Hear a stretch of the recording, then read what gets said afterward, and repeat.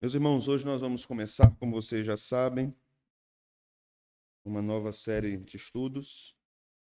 E a partir de então, uma série de estudos positivos na epístola que Paulo escreveu aos Efésios. Gostaria de convidá-los, então, a abrirmos no primeiro capítulo desta carta de Paulo.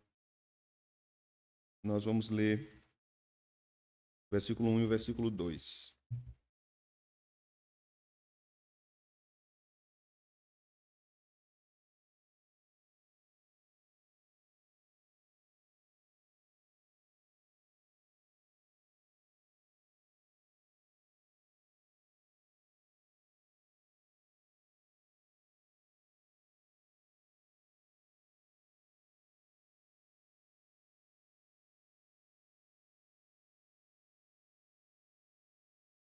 Irmãos, encontraram?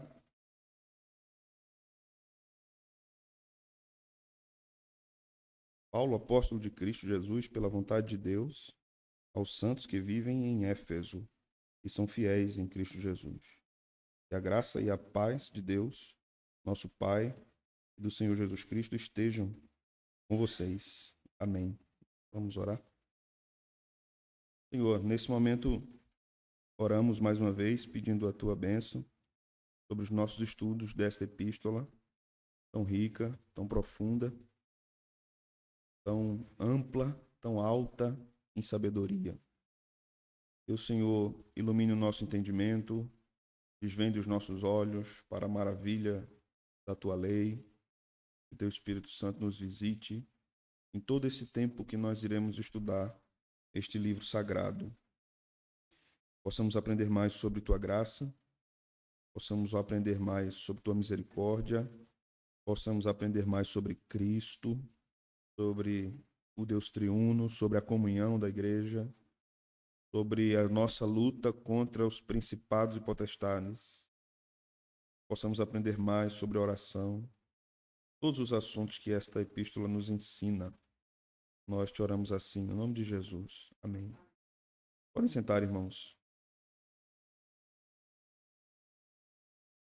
Curiosamente, a cidade de Éfeso é mencionada ou é objeto de preocupação no Novo Testamento várias vezes.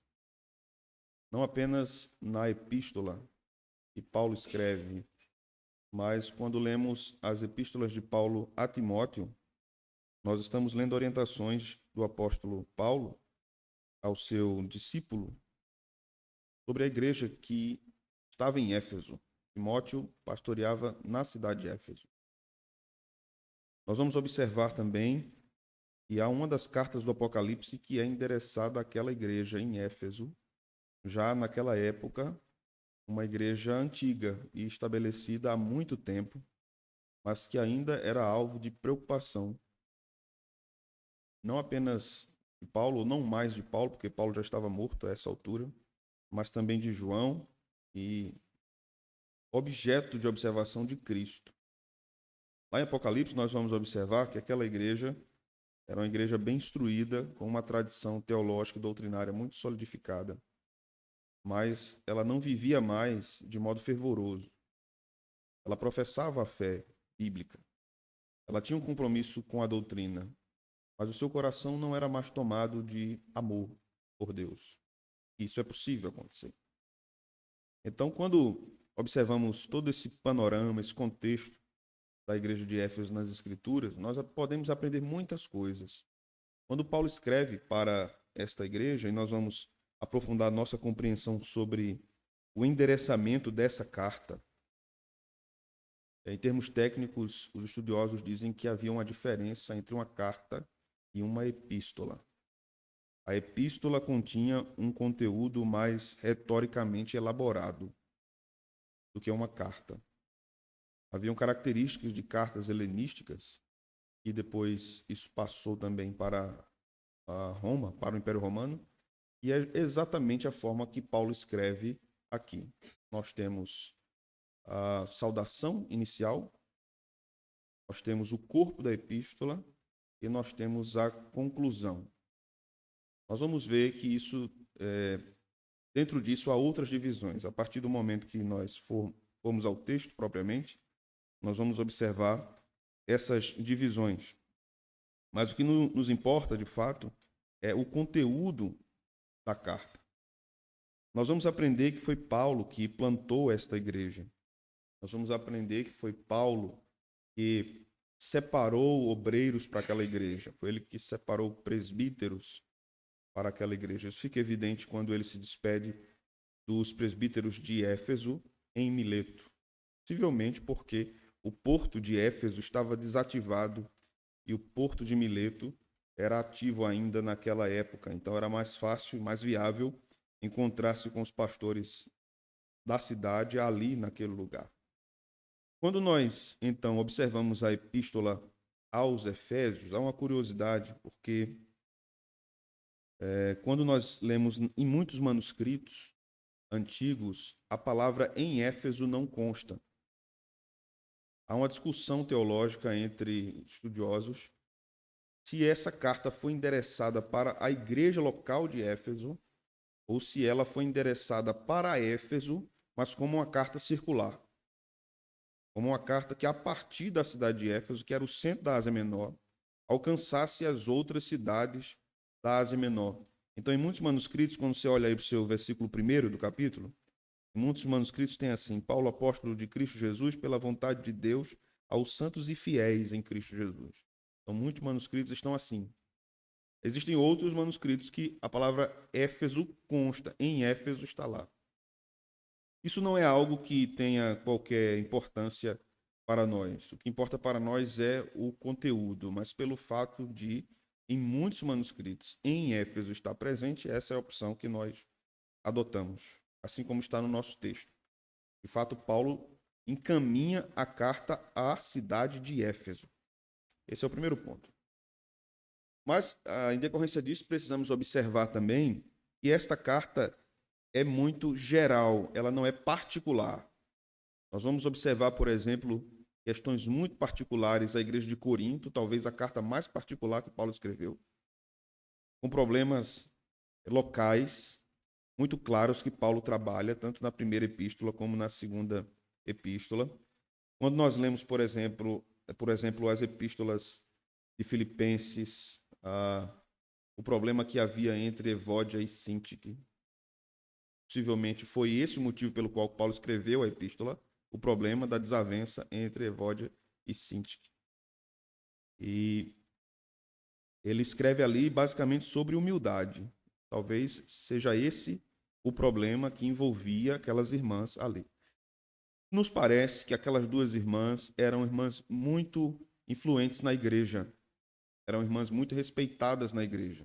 E por fato de estar acontecendo uma discordância séria entre as duas, isso acabou abalando a igreja de alguma forma, e Paulo então resolve exortar aquela igreja. Então, ali, exortações muito particulares de Paulo àquela igreja, como a ansiedade, por exemplo, que envolvia a vida da igreja. Em outra epístola da prisão, Colossenses, também temos questões muito particulares. Havia uma espécie de influência gnóstica no meio da igreja. O gnosticismo era um movimento sectário que invadiu as igrejas do primeiro século. Era uma mistura de teologia com filosofia neoplatônica. Eram ideias diversas, porque o gnosticismo era muito fatiado, ele não era uniforme. Mas nos parece que, pelo que lemos em Colossenses, havia um problema ali em relação à comida, dieta judaica, havia um problema ali em relação a culto aos anjos, havia um problema ali com respeito ao corpo, uma espécie de ascetismo, havia um problema de misticismo no meio da igreja. Então também haviam problemas bem particulares na igreja de Colossos, e Paulo aborda isso, instrui a igreja quanto a isso. Em uma outra epístola da prisão, todas essas epístolas que eu tenho falado até aqui, Efésios, Colossenses, Filipenses e agora Filemon, foram escritas na prisão. Então, Filemon também tem um caráter muito particular, porque ele está tratando a respeito de um escravo, lembra o nome dele? Onésimo, e que tinha fugido da casa do seu senhor. Lembra o nome do senhor de Onésimo? Filemon. Nome da carta. Mas a carta de Paulo a Filemon não é apenas a carta de Paulo a Filemon. Nós estamos lendo ali sobre o Evangelho da Graça. O objetivo não era apenas falar a Filemon. Como o objetivo de Paulo nas epístolas pastorais não era apenas se dirigir a Timóteo e a Tito, mas ensinar a igreja e ensinar os pastores a respeito de seu ofício e de sua tarefa, né? Então, quando nós lemos Efésios, nós vamos ver uma carta cheia de conteúdo a respeito da soberania de Deus, da graça de Deus, cheia de conteúdo a respeito da unidade da igreja, há um trato diferente de Paulo em relação ao que ele trabalha sobre unidade em Colossenses. Se nós lermos com atenção, há muita similaridade em muitas partes de Efésios e Colossenses. Alguns vão chamar de cartas gêmeas. E alguns vão dizer que, por causa disso, porque Efésios parece muito com Colossenses, Efésios deveria ser rejeitado do cânon.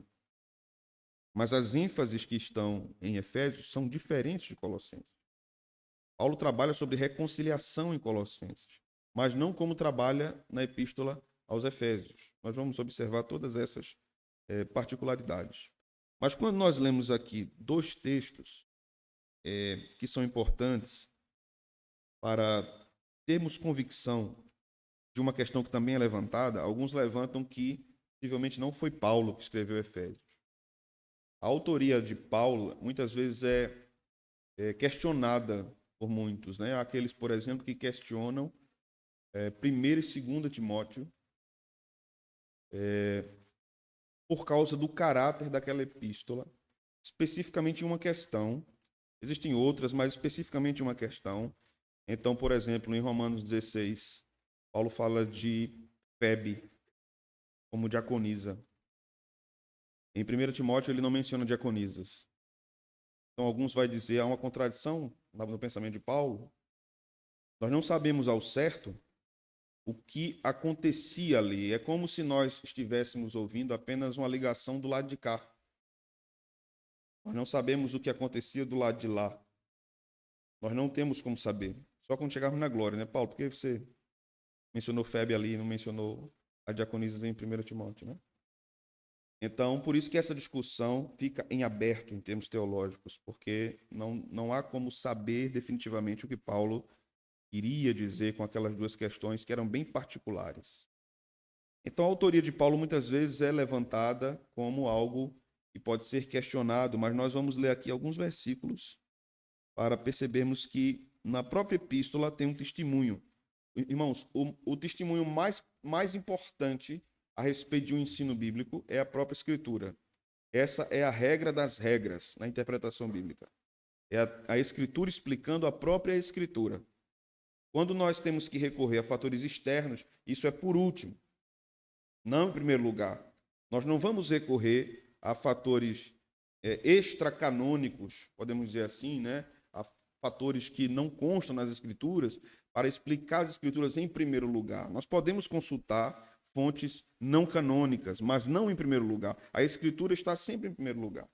Então, o que é que a epístola diz a respeito da autoria de Paulo? O primeiro versículo nos diz: Paulo, apóstolo de Cristo Jesus. Né?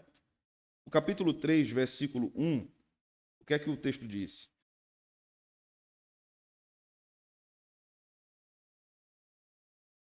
Prisioneiro de Cristo Jesus.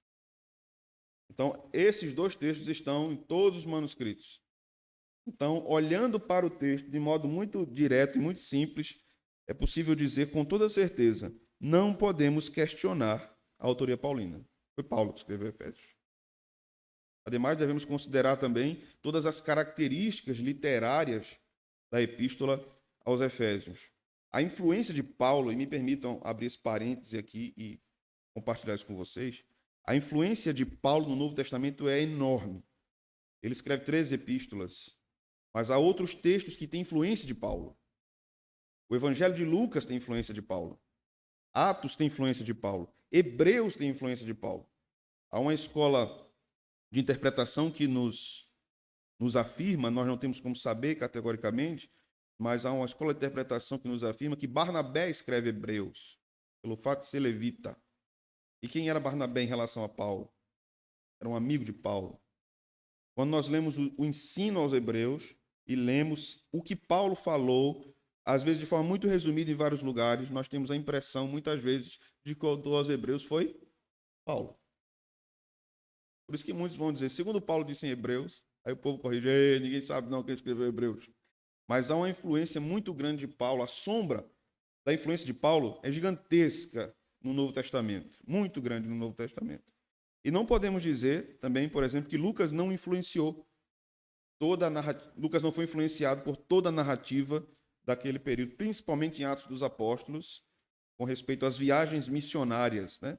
Em viagens diversas, Lucas estava. Então, há uma influência de Paulo também sobre Lucas, que era chamado por Paulo de o médico amado. Então, quando nós observamos esta epístola, já dissemos aqui que ela foi escrita na década de 60, possivelmente 60 ou 61, durante a sua prisão em Roma. Então, Paulo estava preso ali, os destinatários foram os irmãos que estavam na Ásia Menor, a partir da igreja de Éfeso, que era uma igreja central, uma igreja satélite, uma cidade importante daquela época, e nós vamos aprofundar a nossa compreensão sobre a cidade. Mas vamos entender algumas coisas em relação à cidade de Éfeso, e é basicamente esse o nosso estudo hoje, sobre a estrutura da cidade, como era, o que acontecia, qual era o tempo que Paulo estava vivendo naquela cidade, qual era a inclinação religiosa daquela cidade, os desafios que Paulo enfrentou naquela cidade. Tudo isso é muito importante para nós entendermos o que ele está falando para a igreja de Éfeso, para as igrejas da região e para nós hoje. A cidade de Éfeso era quase do tamanho de Caruaru, isso é bem interessante, né? Ela tinha aproximadamente 350 mil habitantes. Então, era uma cidade grande. Uma cidade importantíssima em termos culturais. E ela era chamada de cidade-mãe. Caruaru era chamada como? Ou a capital do Agreste. Mas não é profecia não, viu? Acerca de Caruaru, não. Não é profecia não. Mas é curioso, né? Essa relação da quantidade de habitantes com a forma que ela é chamada de cidade-mãe naquele período era interessante porque ela era o centro da província da Ásia Menor. Era uma cidade extremamente comercial. Será que é profético? Extremamente comercial e que recebia pessoas de todos os lugares. Em termos econômicos, era o maior centro comercial de toda a província da Ásia, localizada na foz do rio Caístro, que desaguava no Mar Egeu. Então, Éfeso já teve um porto que não existia mais em funcionamento na época de Paulo.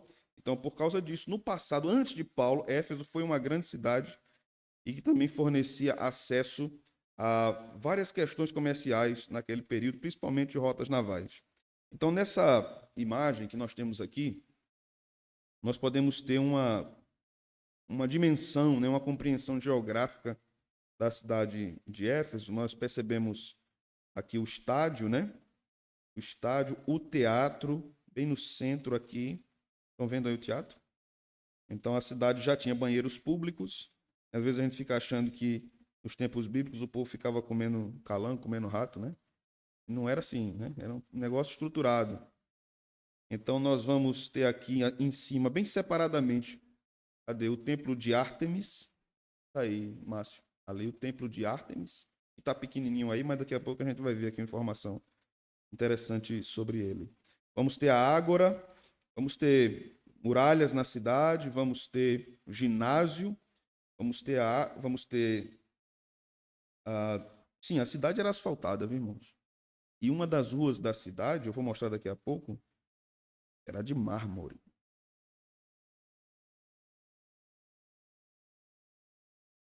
Do lixo, né?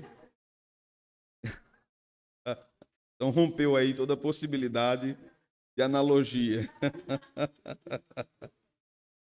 Eu só faltou ele dizer, e o que é que tem? A gente tem rua do lixo aqui em Caruaru. Pode botar aí, Márcio, a figura da rua de mármore, né? A foto da rua de mármore. Aí. Hoje ela está bem deteriorada, né? Éfeso fica ali na região da Turquia, mas isso era extraordinário, né? Quando estava em pleno funcionamento, né? De uso pelo povo. Então agora a gente vai observar um pouco sobre a religião que funcionava ali. Eu queria ir com vocês para Atos, capítulo 19.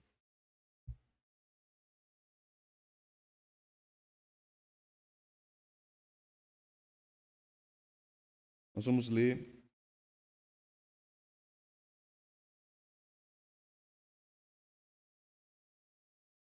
algumas coisas interessantes aqui. Vamos ler a partir do versículo 23, certo?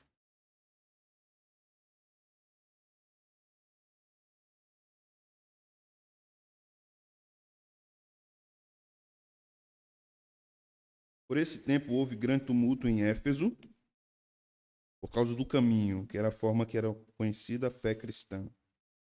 Pois um ourives, chamado Demétrio, fazia modelos de prata do templo de Diana. Diana é o nome romano de Ártemis, que era a deusa dos Efésios, né? Ela era muito venerada, muito adorada ali na região. Continua aqui o texto. E que dava muito lucro aos artífices. Isso quer dizer, então, que o trabalho relacionado à venda de imagens de Diana era muito lucrativo. O evangelho sendo pregado numa cidade dessa e quebrando esse nicho de mercado era um problema cultural, econômico. Imagine só. Imagine, vou dar uma figura para vocês. Paulo chegando em Recife e pregando no começo do ano, e o povo se convertendo, as multidões se convertendo, o povo dizendo que não ia mais para o galo da madrugada.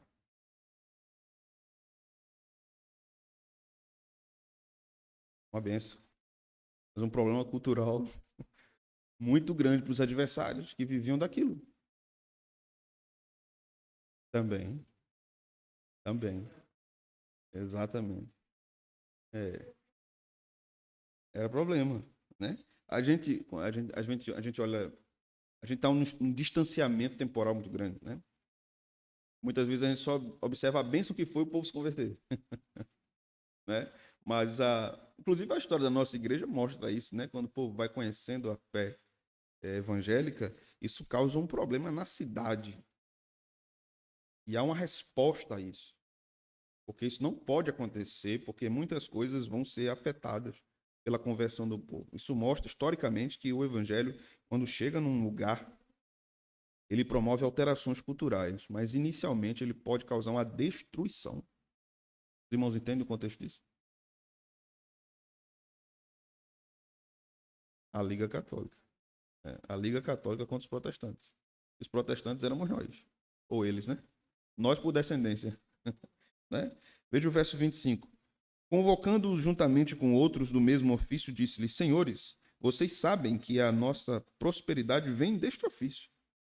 E agora vocês estão vendo e ouvindo que não só em Éfeso, mas em quase toda a província da Ásia, este Paulo tem persuadido e desencaminhado muita gente, afirmando que os deuses feitos por mãos humanas não são deuses de verdade. Não somente há o perigo de que o nosso negócio caia em descrédito, como também de que o próprio templo da grande deusa Diana seja considerado sem valor e que até venha a ser destruída a majestade daquela que toda a província da Ásia e o mundo adoram. Ouvindo isso, ficaram furiosos e começaram a gritar: Grande é a Diana dos Efésios! A confusão se espalhou pela cidade, todos juntos foram correndo para o teatro, que é aquele lugarzinho que a gente viu no centro, né? Arrastando consigo os macedônios Gaio e Aristarco, companheiros de Paulo. Quando Paulo quis apresentar-se ao povo, os discípulos não permitiram. Também algumas autoridades da província, que eram amigos de Paulo, mandaram um recado, pedindo que ele não se arriscasse indo ao teatro. Uns, pois, gritavam de uma maneira, outros de outra, porque a assembleia tinha virado uma confusão, e na sua maior parte nem sabiam por que motivo estavam reunidos. Veja que coisa. É aquele negócio que você está na rua, começa todo mundo a correr, você corre junto, sem nem saber o que é. É. O povo começou a gritar, mas a gente está gritando por quê? Viva Diana por quê? Viva Diana. Não, só grite.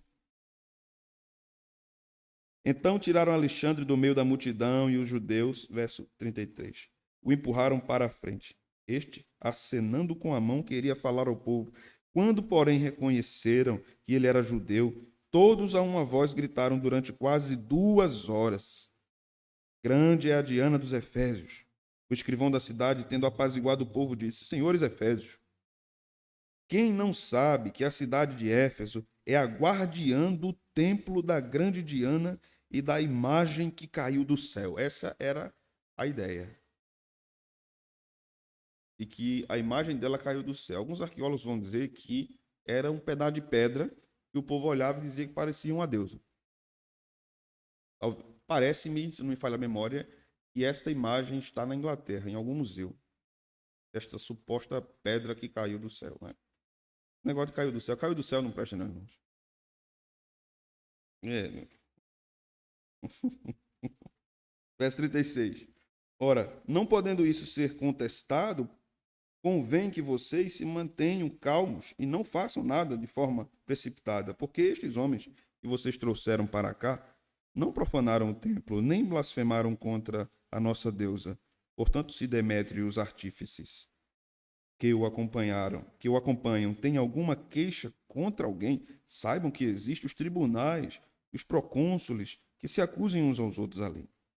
Mas se vocês estão planejando alguma outra coisa, isso será decidido em assembleia regular. Porque também corremos o risco de sermos hoje acusados de revolta, não havendo motivo algum que possamos alegar para justificar esse ajuntamento. E havendo dito isso, dissolveu a assembleia. Um insensato, né? Muito sensato. E veja tudo o que ocorreu aqui, todo o tumulto por causa da pregação. Quando nós observamos o capítulo 20, e aqui nós temos uma questão muito interessante do começo daquele trabalho, Paulo gastou muito tempo ensinando naquele lugar, 3 anos e alguma coisa. Então ele passou um bom tempo ali com aquele povo, doutrinando, pregando o evangelho. A Escritura vai dizer que ele visitava os crentes de casa em casa. A Escritura vai dizer que ele pregava de casa em casa. Ele confirmava a fé dos irmãos. Ele fez um trabalho pastoral extraordinário em Éfeso. Então, no capítulo 20, nós vamos ler a partir do versículo 17. É comovente esse trecho. Veja, de Mileto, Paulo enviou uma mensagem a Éfeso, pedindo aos presbíteros da igreja que se encontrassem com ele. E quando chegaram, Paulo lhes disse: Vocês sabem como me conduzi entre vocês em todo o tempo, desde o primeiro dia em que entrei na província da Ásia, servindo o Senhor com toda a humildade, com lágrimas e com provações que me sobrevieram pelas ciladas dos judeus. Vocês sabem que jamais deixei de anunciar o que fosse proveitoso e de ensinar isso a vocês publicamente e também de casa em casa, testemunhando tanto a judeus como a gregos o arrependimento para com Deus e a fé em nosso Senhor Jesus Cristo. E agora, impelido pelo Espírito, vou para Jerusalém, não sabendo que ali vai me acontecer, exceto que o Espírito Santo, de cidade em cidade, me assegura que prisões e sofrimentos estão à minha espera. Porém, em nada considero a vida preciosa para mim mesmo, desde que eu complete a minha carreira e ministério que recebi do Senhor Jesus para testemunhar o evangelho da graça de Deus. E agora eu sei que todos vocês, em cujo meio passei pregando o reino, não mais verão o meu rosto. Veja que coisa, irmão. Foi Paulo que ganhou aqueles homens para Cristo. Foi Paulo que discipulou aqueles presbíteros. Eles amavam Paulo. Paulo amava eles. E agora o pastor deles diz assim: eu vou embora, vou ser preso, vou ser mais perseguido. Irmãos, vocês nunca mais vão me ver. Uma coisa é você dizer, eu estou indo, mas a gente se fala. Mas Paulo disse, vocês não verão mais o meu rosto. Porque ele tinha a sensação que a morte estava próxima. E se a data do que os estudiosos dão está certa, 7 anos depois Paulo morreu. Depois que escreve a epístola. Não aqui, né? A epístola. Ele escreve em 60, 61, 67. a 69, mais ou menos, Paulo morre. Ele é assassinado. No verso 26, o texto diz: portanto, no dia de hoje, testifico diante de vocês que estou limpo do sangue de todos, porque jamais deixei de anunciar todo o conselho de Deus, ou todo o plano de Deus. Veja que coisa, irmãos. Que testemunho ele dá do seu trabalho pastoral naquela igreja. Verso 28. Cuidem de vocês mesmos e de todo o rebanho no qual o Espírito Santo os colocou como bispos, para pastorearem a igreja de Deus, a qual ele comprou com seu próprio sangue. Eu sei que depois da minha partida aparecerão no meio de vocês lobos vorazes que não pouparão o rebanho. E que até mesmo entre vocês, se levantarão homens falando coisas pervertidas, para arrastar os discípulos atrás de si mesmos. Portanto, vigiem, lembrando que durante 3 anos, noite e dia, não cessei de admoestar, com lágrimas, cada um de vocês. Agora, pois, eu os entrego aos cuidados de Deus e à palavra da sua graça, que tem poder para edificá-los e dar herança entre todos os que são santificados. Vou parar aqui um pouco. Observe essa frase no versículo 32. Agora, pois, eu os entrego aos cuidados de Deus. Paulo sabia que a igreja de Éfeso não era dele. Paulo sabia que a perseverança da igreja de Éfeso não dependia dele. Ele sabia que tinha cumprido sua missão. Esse pastor deu um testemunho de que ele sabia quando parar o seu ministério em um lugar. Um pastor deve saber quando parar o seu ministério em um lugar. Ele deve entender a direção de Deus para ele e para a igreja. E entender que mesmo com muita dor, porque ele diz isso aqui várias vezes, inclusive no seu trabalho pastoral, ele exortava o povo com lágrimas. Paulo não era um técnico, irmãos. Você não vai observar nas epístolas paulinas, em nenhuma delas, uma linguagem técnica de teologia. Você não vai ler Paulo, no Novo Testamento, dizendo assim, bom, segundo o Rabino Hillel, ou segundo qualquer outro grande estudioso do Antigo Testamento, a exegese desse texto, você não vai ver Paulo falando isso. Você vai perceber que os escritos de Paulo são abundantemente carregados de teologia. Não é assim, irmãos? Tudo que ele fala, você tem que prestar atenção. Até um i. Mas não tecnicamente. E veja o dado que o texto dá. Com lágrimas eu ensinei, com lágrimas eu exortei vocês. O coração daquele homem estava no seu serviço ao Senhor. Estava. Coincidentemente com o que eu ia ensinar hoje, eu comecei a ler um livro sobre o ministério pastoral e um autor chamado Peter White diz o seguinte: um pastor não tem um ministério, ele é o ministério. A palavra ministério significa serviço. Um pastor é o serviço. Ele é o serviço. Ele não é um profissional. Imagina aí como seria uma igreja. Pastor, o seu ponto de entrada é 8 da manhã e de saída 7 horas. Não dava certo porque os cultos são à noite.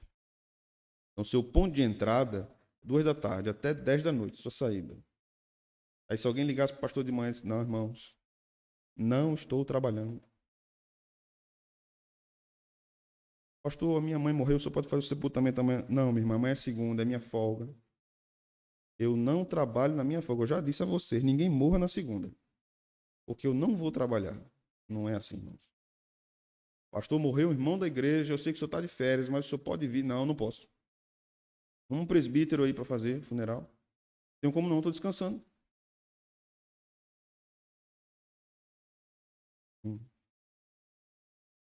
Um pastor deve ser um profissional no sentido do compromisso dele com a sua vocação. Ele tem um compromisso, como um profissional tem um compromisso. Mas ele não é um profissional, como dizia John Piper, porque o ministério é muito maior do que um trato profissional, muito maior. Um pastor não vai para um funeral de um membro da igreja e chega lá, tecnicamente, começa a falar para a família. Meus irmãos, a vida é assim, nós somos passageiros. Um dia nós chegamos, um dia nós saímos, Nós choramos, mas o Senhor vai nos consolar. A Bíblia diz que lá não haverá choro. A Bíblia diz que os nossos olhos serão enxugados de toda lágrima. Então vamos orar. Senhor, abençoe essa família, console ela, em nome de Jesus. Amém. Irmãos, eu estou indo lá. Qualquer coisa que vocês precisarem, vocês podem ligar para mim. Deus abençoe vocês. Ó. O que é que o povo faz? Obrigado, pastor. Esse pastor não é isso. Muitas vezes é você nem ter o que falar, mas você senta do lado do enlutado, só para que ele veja que você está ali, o pastor veio. É aqueles irmãos que têm a certeza que na desgraça, eles terem a certeza, o pastor vem, ele vai vir. Ele não disse não, mas daqui a pouco ele vem, ou o telefone vai tocar, ou ele vai mandar uma mensagem. Porque essa é a vida pastoral. É isso que Paulo está nos ensinando aqui. Então ele está comunicando àqueles irmãos que ele muito amava, porque ele deixar aqueles irmãos não era um sinônimo de que ele não amava, não era um sinônimo que ele estava abandonando, era um sinônimo que ele estava obedecendo. Ele estava obedecendo. Por mais que um pastor ame a igreja que ele pastoreia, esse amor não pode ser maior do que seu amor a Deus. Nunca. O amor a Deus é prioritário no ministério pastoral. Prioritário. E ele só conseguirá amar a igreja devidamente se ele amar a Deus. Um pastor que ama a igreja não é um pastor que fica dizendo na igreja que ama ela, irmãos. Eu amo vocês, irmãos. Ô, irmãos, eu amo vocês. Fica todo dia, manda um coraçãozinho lá no grupo da igreja. Eu amo vocês. Ô, irmãos, mas como eu amo vocês. Eu amo demais vocês. Ô, irmãos, eu amo demais vocês. O povo sabe ver. Pela vida dele, pelo trabalho dele. O texto continua aqui, veja. Paramos no 31, 32, 33 agora. De ninguém cobicei prata, nem ouro, nem roupas. Vocês mesmos sabem que estas minhas mãos serviram para o que era necessário a mim e aos que estavam comigo. Em tudo tenho mostrado a vocês que, trabalhando assim, é preciso socorrer os necessitados e lembrar das palavras do próprio Senhor Jesus. Mas bem-aventurado é dado quem receber. Em nenhum lugar dos evangelhos a gente encontra essa frase, né? Ele diz que Jesus disse essa frase, mas em nenhum lugar nós encontramos. O fato é que Jesus tinha vários ditos. E ele falava, às vezes, uma frase em momentos diferentes. Ele ensinava, às vezes, a mesma coisa em momentos diferentes. E existiam registros, segundo Lucas nos diz, tanto em Atos como no Evangelho, vários registros do que Jesus disse. Agora, os inspirados são os que estão aqui, nas Escrituras. Mas um livro não inspirado poderia ter uma frase verdadeira. Irmãos, compreendem? Isso não fazia do livro que contém a frase verdadeira inspirado. Mas quando um apóstolo inspirado escreveu, aquele texto era inspirado. Então, Paulo menciona isso aqui. Então, no verso 36, ele diz: tendo dito isso, veja que cena. Ajoelhou-se com todos os irmãos e orou com eles. Essa cena é maravilhosa. E então, o que foi que aconteceu? Verso 37. Muito choro entre todos, e todos abraçaram Paulo e o beijaram. E cumpre aqui o que o texto diz: dai honra a quem tem honra. Aquele povo estava reconhecendo, irmãos, com esse ato, o seguinte: você foi um pastor de verdade para nós. É uma dor muito grande perder você. Muito grande, incalculável, saber que você não estará mais conosco, que nós não vamos ouvir mais a sua voz, que nós nunca mais vamos ter você chegando na porta inesperadamente com alguma ajuda, como ele diz aqui, né? Com algum alimento, com algum socorro, com algum recurso. Nós amamos você, Paulo, e que pena que o Senhor está levando você para longe de nós.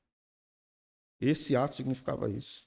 É como se eles estivessem dizendo: nós entendemos, mas nós nos entristecemos. O verso 38 diz: entristecidos especialmente pela palavra que ele tinha dito. e não mais veriam o seu rosto. E eles o acompanharam até o navio. Imagina aquele grupo de presbíteros, né? Acompanhando Paulo até o navio. Isso me lembra da morte de John Knox, formador escocês, discípulo de Calvino. Diz a história que ele pregou seu último sermão muito doente, no domingo de manhã, com muita bravura, coragem, ousadia do Espírito Santo. E saiu da capela de sua congregação até sua casa, seguido por toda a igreja. Toda a igreja ia atrás do seu pastor. E ele entrou naquela casa e nunca mais saiu vivo de lá. O Senhor o chamou. Este povo amava Paulo, e esse é o contexto do nascimento da igreja de Éfeso, né? Que, de acordo com esses relatos que nós observamos aqui, não era uma igreja apenas doutrinada. Ela era uma igreja que aprendeu a amar a doutrina e aprendeu a amar os outros, e aprendeu a amar a sua liderança. E aqui isso é mostrado através da própria liderança, porque são os presbíteros que estão ouvindo Paulo. Eles demonstram amor àquele pastor. Será que Paulo não tinha defeitos? Tinha muitos, irmãos. Ele tinha muitos defeitos. Não estamos falando aqui de uma pessoa perfeita, porque ele não era perfeito. Mas ele era um instrumento de Deus. Então, voltando para o contexto religioso da cidade de Éfeso, agora a gente vai observar aí teatro, ou melhor, o templo de Ártemis. Veja só.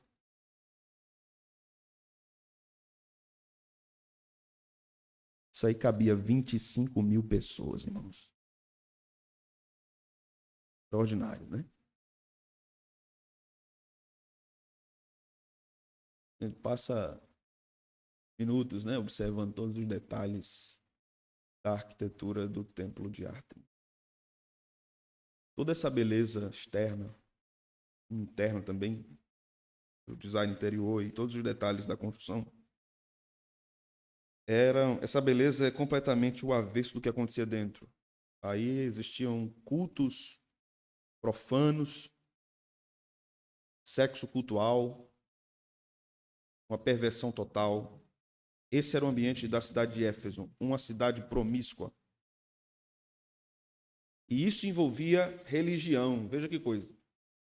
Essa promiscuidade envolvia religião.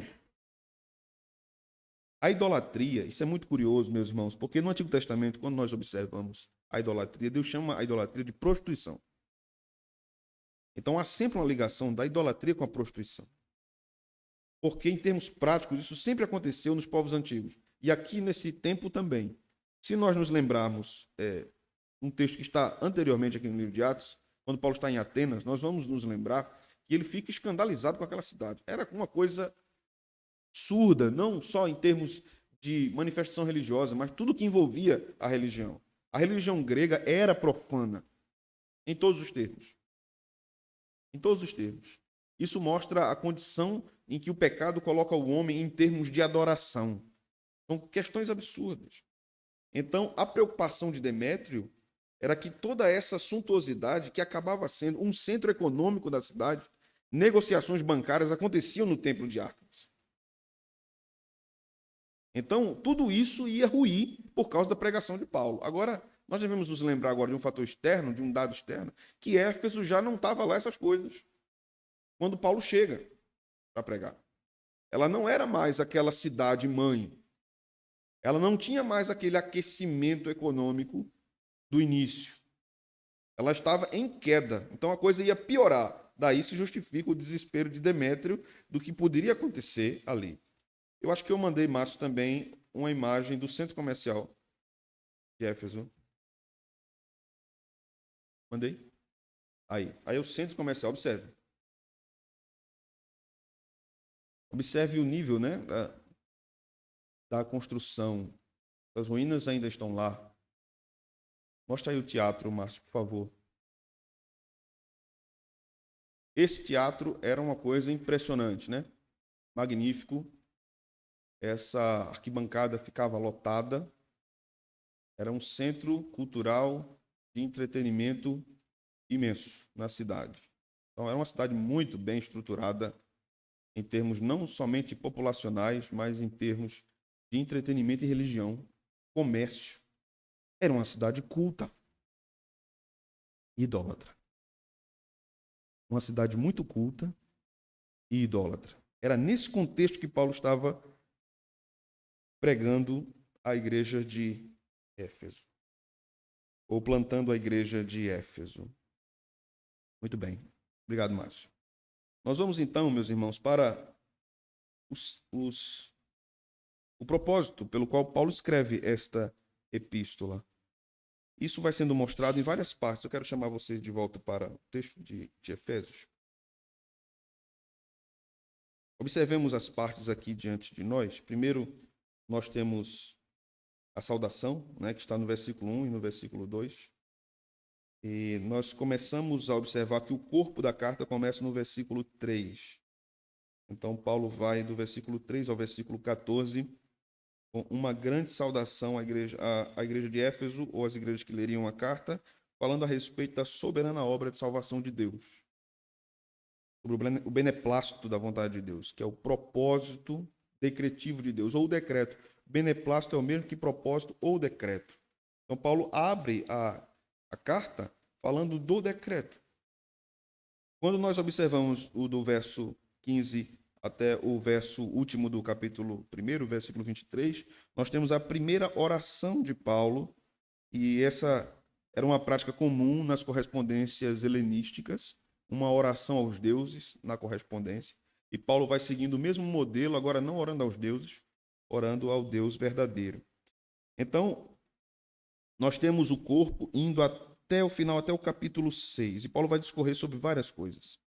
Sobre a salvação, no capítulo 2, ele trabalha sobre a reconciliação de modo diferenciado de Colossenses, porque em Colossenses ele trata da nossa reconciliação com Deus e da nossa reconciliação com o próximo, mas basicamente ele não trabalha da reconciliação entre judeus e gentios, o que ele faz em Efésios.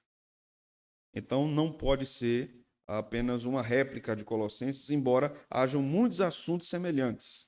Né? Se vocês observarem em qualquer escritor que tem muitas obras, ele vai tratar de mesmos assuntos em várias obras diferentes. Isso faz parte de um trabalho de escrita.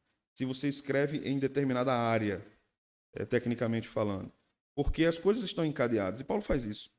Quando nós chegamos no capítulo 3, nós vamos ver Paulo falando do chamado dos gentios, e isso em correspondência com o chamado dos judeus para a salvação, um tema que ele trata também em Romanos, como nós estamos vendo. No capítulo 3, ele ora novamente, no versículo 14 até o 21. No capítulo 4, ele trata da unidade da fé, e ele vai falando sobre santidade. Aqui a ideia, isso aqui é interessante, porque a ideia dele trabalhar sobre santidade, dizendo em algum lugar, não aprovemos as obras infrutuosas das trevas, mas antes condenai-as, né? Ele estava falando para uma igreja que estava num contexto bem pervertido. Então tinha um endereço certo o que Paulo estava falando ali. Ele não estava falando de modo generalizado. E tudo está encadeado. Se nós somos aqueles que fomos chamados pelo decreto de Deus para a salvação em Cristo, nós devemos viver de modo reto em todas as áreas da nossa vida. E aí ele vai afunilar isso. No capítulo 5, falando sobre o marido, falando sobre a esposa, sobre os filhos. No capítulo 6, sobre os filhos e os pais, falando mais sobre o lar cristão. E ele vai finalizar tratando sobre a luta contra os principados e potestades. Esse é um ponto de grande interesse nosso aqui também na Epístola aos Efésios, e praticamente aqui é o lugar onde ele mais fala sobre as obras das trevas. Em Colossenses ele menciona alguma coisa, em Coríntios ele menciona também Satanás, suas ações, mas nessa porção nós vamos poder examinar muitas coisas. Aqui Paulo trata em Efésios sobre os poderes, sobre os principados. E quem são esses? São demônios. E o que é que Paulo está tratando quando trata disso? Nós vamos estudar isso, né? Esse não é um assunto muito estudado, muitas vezes, pelas igrejas de teologia mais reformada, porque às vezes muitos julgam o estudo a respeito dos demônios e de Satanás como um estudo inútil ou algo que é apenas enfatizado em igrejas neopentecostais ou pentecostais, mas isso é um erro. A Bíblia fala de demônios, a Bíblia fala de endemoniados, a Bíblia fala de Satanás e nós precisamos estudar sobre isso. Precisamos saber quem é Satanás. Precisamos saber quem são os seus anjos caídos, né, que trabalham com ele, os demônios que são anjos caídos. Precisamos conhecer os seus ardis. E Paulo trata sobre isso porque, de fato, sempre existiu uma grande batalha espiritual. Sempre existiu. Paulo vai nos orientar a como lidarmos com isso aqui. Para a gente finalizar, antes de eu abrir aqui para vocês perguntarem, vamos tratar um pouco aqui dos temas trabalhados por Paulo na epístola. Nós vamos ver isso com muitos detalhes no decorrer do estudo, mas temos que mostrar aqui algumas coisas importantes. O primeiro tema, irmãos, que Paulo trabalha é a unidade da igreja. Isso vai do capítulo 1, verso 3, até o capítulo 6. Perpassa toda a epístola. Então, muitas coisas que Paulo vai tratar em Efésios estão todas encadeadas com a unidade da igreja. A unidade da igreja não significa que a igreja vai concordar absolutamente todas as coisas, mas que ela concorda com o principal, a mensagem do evangelho, de que ela caminha com base nessa unidade, a verdade. Há uma diferença da nossa unidade, da unidade dos evangélicos, para a unidade dos católicos romanos. A nossa unidade é baseada na verdade. A unidade da Igreja Católica é baseada na Igreja.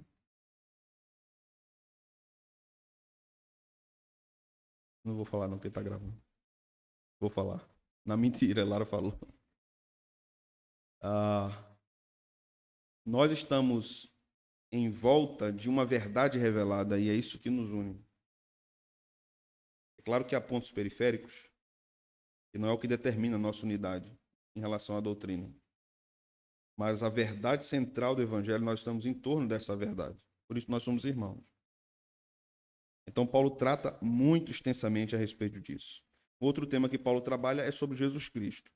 Veja o capítulo 1, versículo 20 e 21 de Efésios.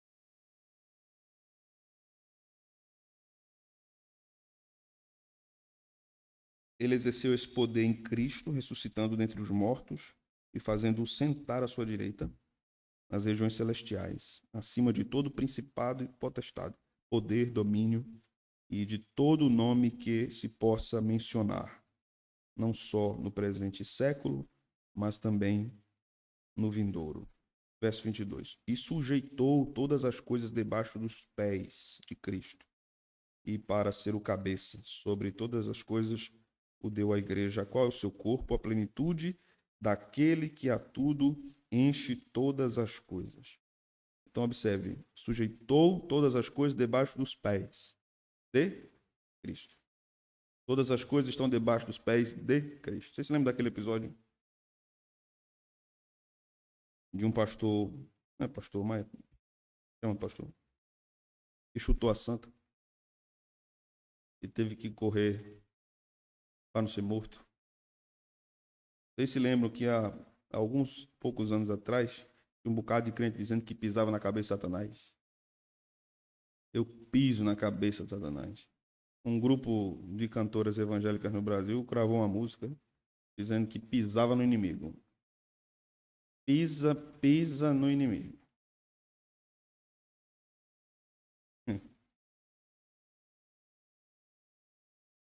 A Bíblia diz que o anjo disse a Satanás: o Senhor te repreenda. O Senhor te repreenda. Não foi nenhum anjo qualquer, não. Foi um arcanjo. Foi Miguel. Quem pisa na cabeça do diabo, quem esmaga a cabeça da serpente, é o descendente de Eva, Cristo. É ele que esmaga. Satanás está debaixo dos seus pés. De Cristo apenas. Isso para nós já é suficiente para nos garantir vitória. Não é? Então, Cristo é um dos temas importantes da epístola. Um outro tema de Paulo é não mais a unidade, mas a igreja. Então, Paulo vai usar algumas metáforas em Efésios. Por exemplo, ele vai falar da igreja como um corpo. Em termos orgânicos, a igreja está relacionada. Ela tem muitos membros e esses membros são diferentes, mas eles são dependentes uns dos outros. Esse ensino é muito valioso. Não são pessoas iguais.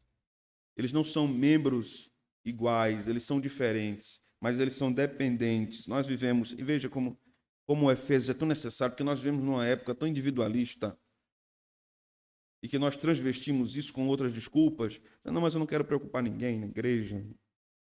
Eu não quero sobrecarregar ninguém. Eu não quero aperrear você, pastor, mas isso me deixa zangado, viu? Porque a vida da igreja é chorar com os que choram e se alegrar com os que se alegram. É a vida da igreja. Nós devemos fugir dessa percepção individualista. Nós dependemos uns dos outros. Isso é ensinado nas Escrituras. Esse discurso que nós temos, não quer depender de ninguém, isso aí precisa ser colocado no lugar bem certinho, onde ele deve estar. Mas isso não se aplica a toda a vida. É claro que você não tem que depender de ninguém para você se sustentar. Você tem que trabalhar para ter o seu sustento. Mas nós sempre dependemos de alguém. Sempre dependemos de alguém. E por que com a igreja deve ser diferente? Paulo também chama a igreja de templo. Ele usa aqui esse termo bem arquitetônico para nos mostrar que é a presença de Deus que enche esse templo, assim como encheu o templo de Salomão, assim como encheu o tabernáculo no Antigo Testamento. E a igreja é o templo. A igreja é o templo. Ele habita nesse templo, nesse conjunto de pessoas. Por isso que um crente, isso é muito simples, um crente não pode dizer eu sou a igreja. O templo de Deus é a igreja.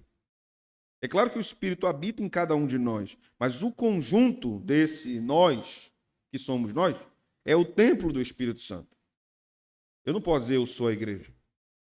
Paulo também vai nos ensinar aqui sobre a igreja, que a igreja é uma família. Uma família. Aqui órfãos têm pais e mães. Não é? Órfãos têm pais e mães. É assim a vida da igreja. Solitários vivem em família na igreja e devem abraçar essa realidade que a igreja propõe. Não, eu vivo só, quero ficar só, não quero me relacionar com ninguém, só quero chegar, sentar no meu banco, ouvir a palavra e ir embora. Não, isso não é a vida da igreja. Pessoas vão se acostumando com isso, mas essa não é a vida da igreja. Há alguns anos eu conversei com uma irmã. Eu disse, você está gostando da igreja? Já está visitando aqui, já está conosco há um tempo, não é? Eu disse, eu gosto, pastor. Eu sou tímida, né? Mas eu gosto tanto daqui. É tão tranquilo, eu entro e saio, ninguém nem fala comigo, eu vou me embora, está tudo em paz. Eu disse, tá não. Está aqui há quanto tempo? Há 2 anos. Era uma igreja grande, né? Ninguém deve ser invisível na congregação dos santos. Ninguém deve ser invisível. E nós não podemos nos acomodar com isso. Nós não somos consumidores da fé, não é um mercado, não é um restaurante da fé. E você pede o prato, come, depois vai embora, depois de pagar. Não é assim. A igreja é uma família, então entendamos que devemos viver como uma família. Todos os problemas que uma família tem, a igreja tem. Não é? As alegrias, as tristezas. É bom quando a gente come junto, e a gente reclama quando a comida acaba. Tudo que uma família tem, a igreja tem. O povo adoece, fica bom. Não responde mensagem, não responde ligação. Depois aparece do nada. Tudo que uma família tem, a igreja tem, porque a igreja é uma família. Paulo também vai chamar a igreja de noiva, a partir da descrição do Antigo Testamento de que Israel é a esposa de Yahvé. Então, no Novo Testamento, a igreja é a noiva de Cristo e ele cuida dela, alimenta ela para apresentá-la ao Pai. A igreja deve estar adornada, arrumada. E esse é prioritariamente o trabalho dos ministros, embelezar a igreja para apresentá-la a Cristo e Cristo então apresentá-la ao seu Pai. O trabalho dos ministros é incansavelmente deixar essa noiva penteada e arrumada e limpa. O trabalho do ministro é não deixar que a igreja peque em paz. O pastor não pode deixar que a igreja peque em paz, porque ele deve apresentar a Cristo. Quando Jesus perguntou a Pedro, né, aquelas perguntas constrangedoras: Você me ama? Disse eu, não. Cuide das minhas ovelhas. Cuide das minhas ovelhas. É um trabalho maravilhoso, duro, porque às vezes a noiva é teimosa. Dá trabalho. Mas ela é de Cristo. Não é do pastor, não é de ninguém, não é de Cristo. Ela é de Cristo. E se Cristo disse que ela vai ser apresentada a ele, com vestes brancas, sem mancha, isso vai acontecer, irmãos. Isso é tão glorioso pensar nisso. Isso não é uma possibilidade, isso vai acontecer. A noiva vai ser apresentada imaculada diante de Deus Pai. Imaculada. No Gênesis, nós observamos Deus criando Eva e trazendo Eva a Adão. Né? O pai entrega a filha ao noivo. No Novo Testamento, o noivo pega a esposa, isso representado no livro de Oséias, a esposa de Oséias como adúltera. O noivo pega a noiva, cuida dela, santifica, ela fica limpa, e ele vai agora ao pai. Não mais como Gênesis, né? Está aqui. Tome. Ela está limpa. Salva. Terminei. Terminei minha obra. O fim e último tema que nós podemos mencionar em Efésios é a Trindade. Deus se mostra na Epístola aos Efésios, não claramente como em João, por exemplo, no Evangelho de João, né, que a Trindade é o centro teológico do Evangelho de João, é mostrado em todo o Evangelho, ou na primeira Epístola de João, ou no Apocalipse, que a Trindade é mostrada por muitas figuras e muitos símbolos. Mas Paulo apresenta aqui a obra da Trindade. Veja o capítulo 1. Observe, nós vamos concluir com isto.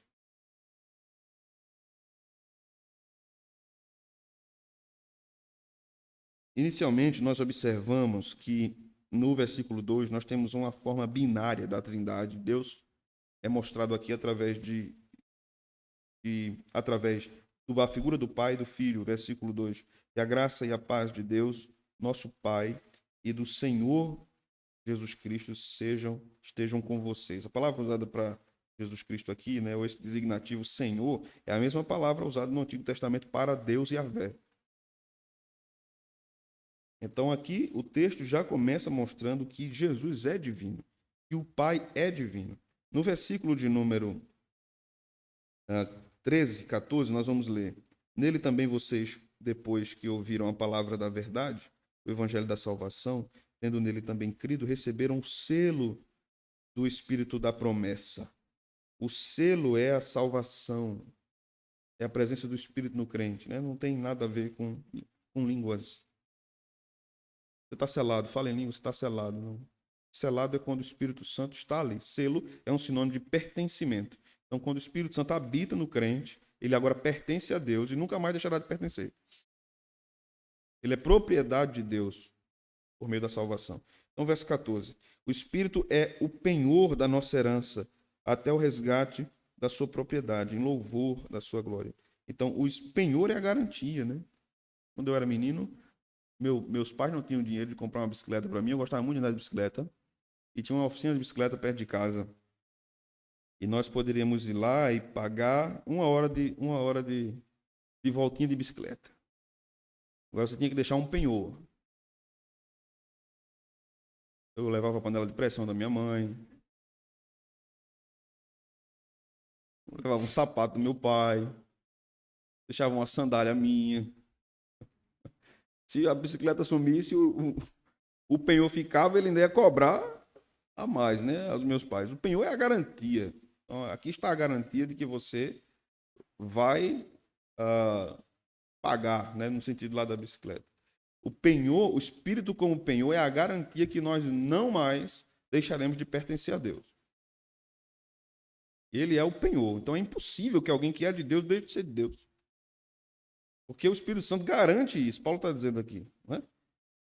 Embora ele tenha uma relação tão profunda conosco que ele possa entristecer-se conosco. Veja o capítulo 4 de Efésios, versículo 30.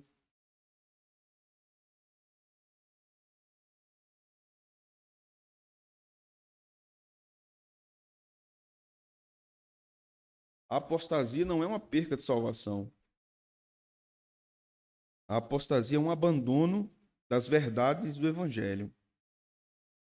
Nunca foi salvo.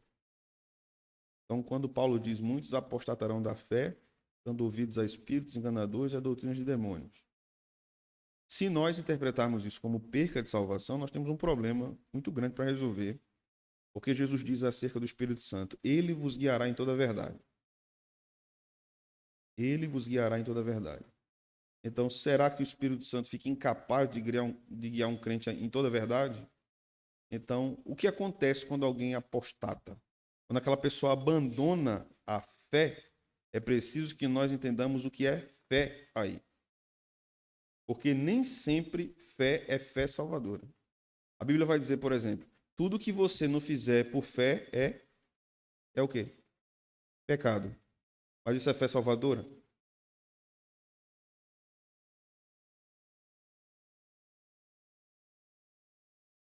Sim. Existe diferença de fé e fé, como a Bíblia apresenta determinadas palavras. Então, quando o texto diz tudo que você não fizer por fé é pecado, a ideia de fé ali é convicção. Então, a gente não pode usar sempre uma palavra no seu uso comum. A regra geral da interpretação das palavras da Escritura é que você primeiro observe a palavra no seu uso comum e ordinário. Mas nem todas as palavras podem ser usadas dessa forma, e fica evidente.